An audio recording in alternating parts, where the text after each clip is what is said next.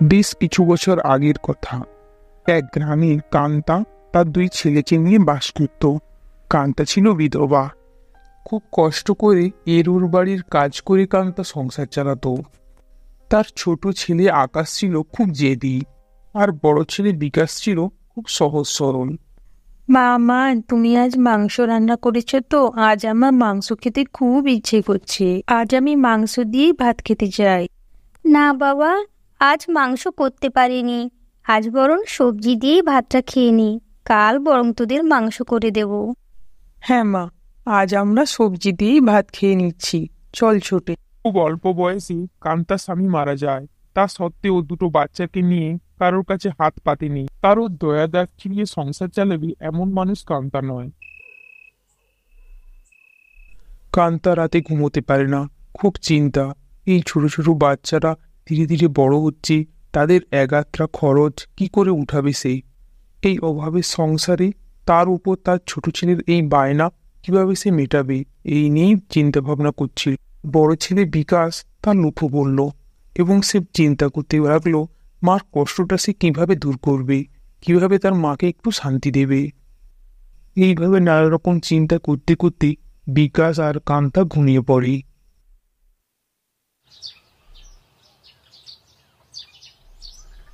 সকালে উঠে বিকাশ আর আকাশ স্কুলে চলে যায়।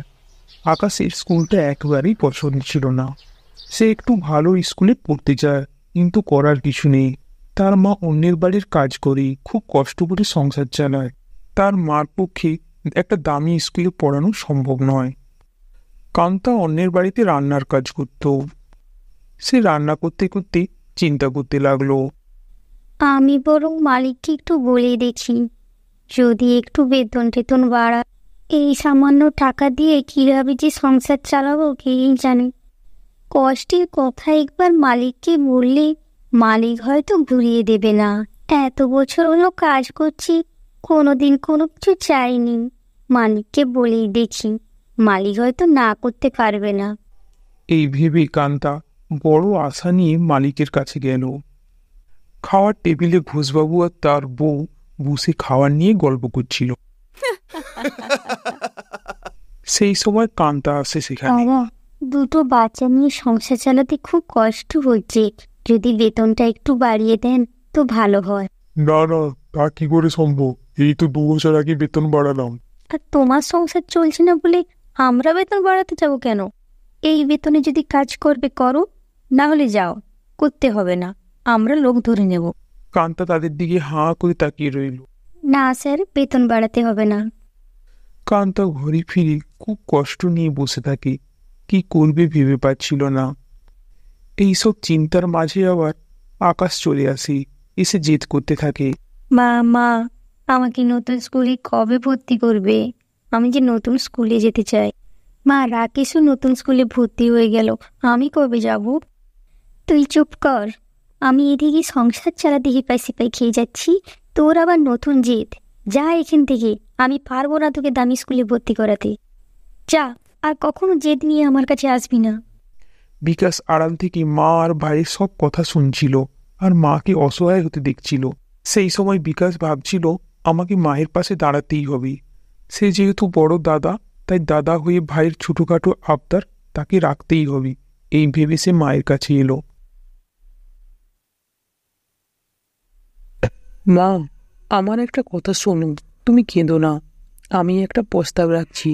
ভাই যখন চাইছি, ওকে তো একটা দামি স্কুলে ভর্তি করে দাও। আর আমি পড়াশোনা করব না, আমি তোমার সঙ্গে কাজে যাব। এতে ভাইও খুশি হবে, আর বাড়িতে কিছু টাকাও আসবে। বিকাশের মুখে এমন কথা শুনে কান্তা বলে, তুই এই ছোট্ট বয়স থেকেই কাজ করবি বাবা?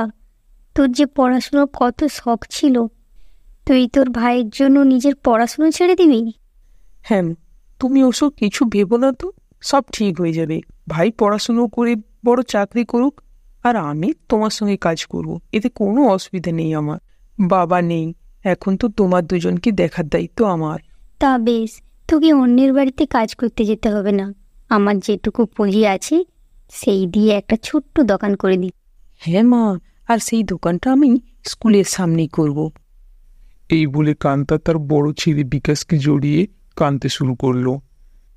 বিকাশ তার ভাইয়ের জন্য কম বয়সে নিজের পড়াশুনো ছেড়ে ব্যবসা শুরু করলো। ভগবানের অশেষ দয়ায় তার এই ব্যবসা বেশ চলতে লাগলো। এখন আকাশ তার সেই পছন্দের দামি স্কুলে পড়তে যায়। সে খুব মন দিয়ে পড়াশুনো করতে থাকে। ধীরে ধীরে এইভাবে বেশ কিছু বছর কেটে যায়। আকাশের এখন স্কুলের পড়াশুনো প্রায় শেষ। সে স্কুলের পড়াশুনোতে খুব ভালো রেজাল্ট করে। এদিকে বিকাশও বেশ বড় হয়ে যায়। সে খুব মন দিয়ে অক্লান্ত পরিশ্রম করে তার ব্যবসাটাকে একটা খুব ভালো পর্যায়ে নিয়ে যায়। বাইরের কলেজে পড়ানোর মতো সামর্থ্য তার দাদা বা মা কারোর নেই। তা জানা সত্ত্বেও আকাশ কাউকে কিছু না জানিয়ে শহরের কলেজে ভর্তি হয়ে যায়। কলেজের পড়াশুনো, খাওয়া দাওয়া আর এই টুকটাক জিনিসপত্রের জন্য প্রায় 25 থেকে 30,000 টাকা লাগবে। তুমি ওটা পাঠিয়ে দিও। এত টাকা পাবো কোথা থেকে রে? তুই কাউকে কিছু না জানিয়ে ভর্তি হয়ে গেলি। এখন আমি তো আর কাজ করি না, দাদার ওই টুকটাক ব্যবসার উপর ঘরটা চলে। প্রতি মাসে এত টাকা পাবো কোথা থেকে? আমি অত শত জানি না। টাকা যখন নেই তাহলে ভালো স্কুলে ভর্তি করেছিলে কেন? এখন আমি খুব ভালো কষ্ট করে পড়াশুনো করে গ্রামে চাষবাস করব নাকি? তাহলে এত কষ্ট করে পড়াশোনা করার মানে কি? যে করে হোক টাকা পাঠিয়ে দিবি, এই বলে রাখলাম। ভাইয়ের এমন কথা শুনে বিকাশ সান্ত্বনার সুরে বলে, আচ্ছা আচ্ছা, তুই মাথা গরম করিস না। তুই টাকার কথা একদম চিন্তা করিস না। তুই শুধু মন দিয়ে পড়াশুনো করে যা। আমি এদিকে সমস্ত টাকার ব্যবস্থা করব। আমি তোর বড় দাদা বলে কথা। তুই প্রতিদিন ফোন করবি তো আমায়, আর আমরা তো ওখানে যেতে পারবো না। তাই তুই ছুটি দেখে এখানে চলে আসবি। তোকে দেখতে খুব ইচ্ছে করবে রে, তাই। ঠিক আছে ঠিক আছে, যেতে পারলাম না আসার চিন্তা। ঠিক আছে, সময় হয়ে গেল, আসছি। সময় মতো টাকাটা পাঠিয়ে দিবি, আর বারবার ফোন করে বিরক্ত করবে না। আকাশের এমন কথা শুনে বিকাশ আর কান্তা হতবাক হয়ে দাঁড়িয়ে থাকে। আকাশও গন্তব্যের উদ্দেশ্যে রওনা হয়ে পড়ে, কিন্তু আকাশের কোনো কষ্ট হচ্ছিল না। সে শুধু তার লক্ষ্যটা পূরণ করতে চেয়েছিল। বিকাশ আর কান্তা কখনো আকাশকে ছাড়া থাকে না, তাই ওদের খুব কষ্ট হচ্ছিল। আকাশের পড়াশোনার জন্য বিকাশের অনেক টাকার দরকার, তাই সে তার ছোট্ট দোকান বিক্রি করে রাস্তার ধারে একটা খাওয়ার দোকান খোলে। হাইওয়ের উপর একটাই মাত্র খাওয়ার দোকান, যেটা ছিল বিকাশের। আর তেমন কোনো খাওয়ার দোকান না থাকায় বিকাশের দোকানে প্রচুর লোকজন খাওয়া দাওয়া করতে আসতো, তাই রোজের খাওয়ার রোজই শেষ হয়ে যেত। বিকাশ তার মায়ের থেকে রান্না শিখে খুব যত্ন সহকারে রান্না করত, তাই তার তৈরি রান্না খুব সুস্বাদু হতো, যার ফলে তার রান্না সবাই প্রশংসা করত। বাহ, তুমি এত ভালো রান্না করো! আজ অনেক দিন বাদে এত ভালো রান্না খেলাম। তোমার দোকানে আবার খাওয়া দাওয়া করতে আসবো। বেঁচে থাকো বাবা, বেঁচে থাকো। বয়স্ক মানুষটির কথা শুনে বিকাশ একটু আনন্দ অনুভব করলো, আর তার কাজে আরও মন দিতে লাগলো। এদিকে আকাশ একটা ভালো চাকরির জন্য মন দিয়ে পড়াশুনো করতে লাগলো। এইভাবে দেখতে দেখতে কয়েকটা বছর কেটে গেল। এখন আকাশ একটা নামি রেস্টুরেন্টের ম্যানেজারের পোস্টে চাকরি পেয়েছে। তার বেতনে ছিল যথেষ্ট বেশি। সে চাকরি পাওয়ার পর আর গ্রামের বাড়িতে ফিরে যায় না। সে তার যোগ্যতায় পাওয়া চাকরিটা মন দিয়ে করতে লাগলো। কিছুদিনের মধ্যেই সে একটা নতুন বাড়ি কেনে। একদিন আকাশকে তার মা বাড়িতে আসার জন্য বলে, কিন্তু সে আসতে চায় না। তাই তার মা আর দাদাকে তার বাড়িতে আসার জন্য বলে। হ্যাঁ মা, আমি আসতে পারবো না, আমার অনেক কাজের চাপ। ঠিক আছে, তাহলে আমি আর তোর দাদা চলে যাচ্ছি তোর কাছে। কিছুদিনের মধ্যেই কান্তা আর বিকাশ আকাশকে দেখতে চলে আসে।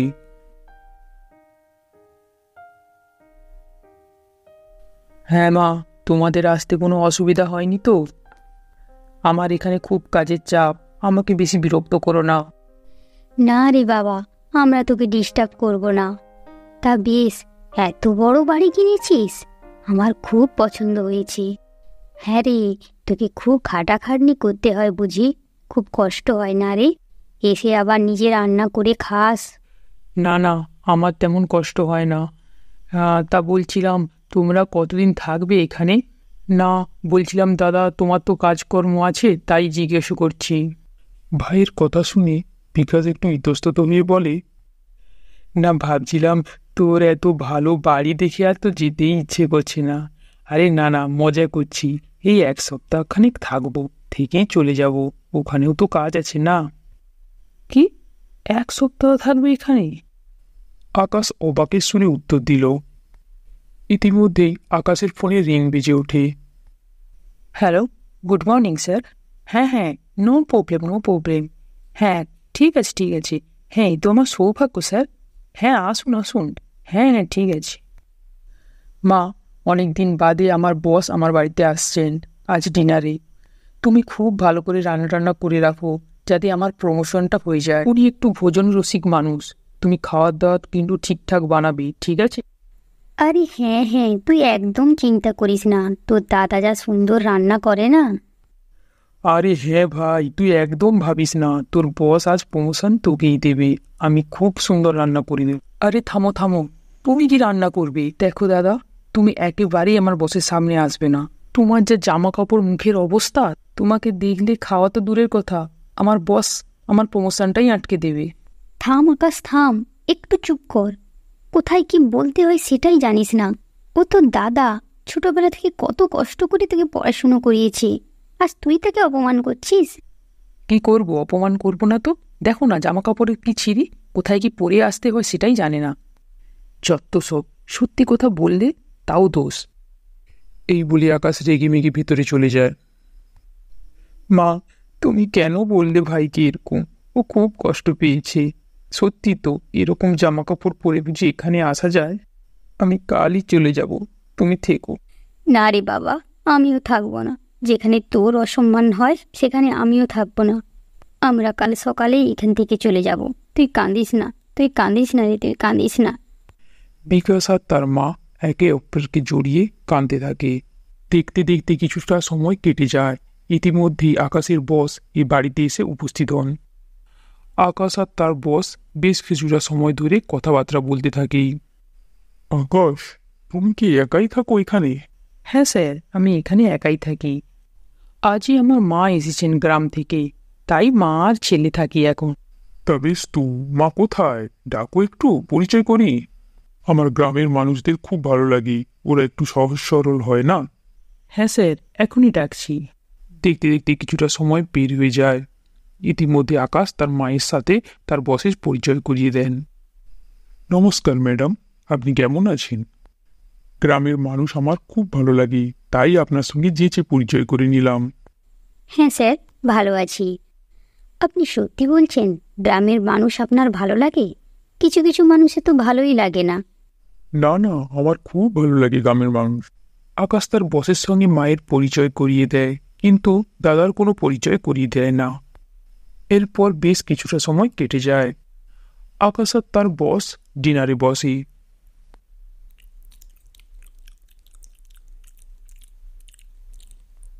আরে বাহ, খাবারগুলো তো খুব টেস্টি হয়েছে।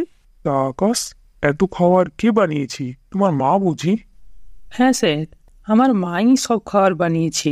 আমার মা খুব ভালো রান্না করতে পারে। আর আপনি আসবেন শুনে মা সকাল থেকে এত সব রান্না করেছে। নিন না স্যার, কালিয়েটে নিন। তা আকাশ, তুমি যে বললে তুমি আর তোমার মা এখানে একাই থাকো, তাই ইনি কে?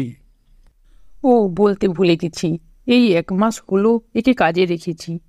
একার দ্বারা সব কিছু হচ্ছিল না। ও গরিব মানুষ, কাজ চেয়েছিল, তাই না করতে পারিনি। বিকাশ খাবারটা দিয়ে চলেই যাচ্ছিল। হঠাৎ ভাইয়ের মুখে এমন প্রশংসা শুনে সে থমকে দাঁড়িয়ে যায়। সে কোনো রকম প্রতিবাদ করল না। ভারাক্রান্ত মন নিয়ে সে রান্নাঘরের দিকে যায়। পাশের ঘর থেকে সব শুনে রেগে সেখানে চলে আসে কান্তা। কান্তা লক্ষ্য করে যে বিকাশ তার ভাইয়ের সব কথা শুনে লুকিয়ে লুকিয়ে কাঁদছে। শুনুন স্যার, কাজের ওই ছেলেটাই হচ্ছে আমার বড় ছেলে বিকাশ, আকাশের একমাত্র বড় দাদা, যে খুব ছোটবেলায় নিজের পড়াশুনো ছেড়ে ভাইয়ের সমস্ত ইচ্ছে পূরণ করার সিদ্ধান্ত নিয়েছিল। বলছেন আপনি ওটাই আপনার বড় ছেলে? কিন্তু আকাশ যে বলেছিল ও একা, ওর কোনো ভাই বোন নেই। ছোটবেলা থেকে কাজকর্ম করে ও বড় হয়েছে, তো তাই ওর জামা কাপড় চালচলন এখনকার ছেলে মেয়েদের মতো নয়। সেই কারণে আকাশ ওকে কারোর সামনে নিয়ে আসে না, দাদা হিসেবে পরিচয়ও দেয় না। ছি আকাশ, আমি তোমার কাছ থেকে এটা আশা করিনি। তোমাকে আমি খুব সহজ সরল ভেবেছিলাম। যে দেবতুল্য দাদা তোমার জন্য এত কিছু করলো, তাকে তুমি আমার সামনে কাজের লোক বানিয়ে দিলে? আর স্যার, আমি এই রান্নাগুলো করিনি, এগুলো করেছে আমার বড় ছেলে বিকাশ। গ্রামে ওর একটা খাওয়ার দোকান আছে।